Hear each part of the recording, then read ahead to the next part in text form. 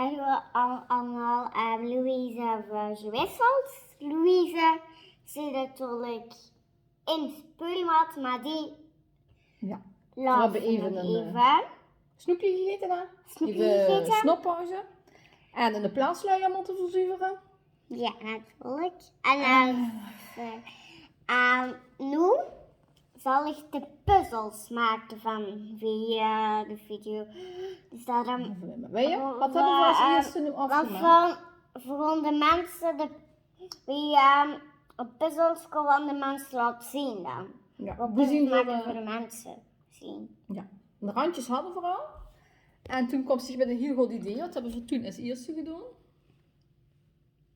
Het snuitsje, hè? Dat is De niet kop van de handen. Ja. Want dat viel op. Want de randjes zijn helemaal blauw, dat liep allemaal op in. Nogmaals, dankjewel jullie 100.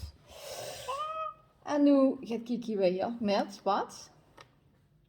Wat zien we nu aan het zoeken voor af te maken? De ballonnetjes.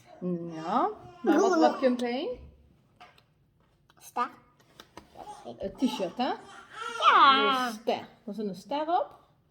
Daar hebben we een paar afbeeldingen van. Die heb ik al uitgezocht en dan kan Kiki wel weer. Kijk, ze komt mee, hè? Ja. Zie je dat? En wie is tussendoor weer aan het zeuren? Louise. Ja, dus wat moet ik dadelijk gaan doen? Ik wil Louise nog weer brengen. Of een flesje geven. Ja, met de bed brengen hoeft ze niet, dat is het juist gedaan. Dus ik ga zo'n flesje geven en die gaat lekker een buurtje afmaken, hè? Ja. Ja. Maar als we me een flesje geven, gewoon wel even stoppen. Nee, die kan ze zelf ook weer. Die kan ze eraf maken. Voor wat niet? Nee. Echt wel. Nee. Wat zeg je genoeg? Oké, sorry hoor. Nou, ik ga Louise pakken. Wat zegt ze? Tot zo. Tot zo.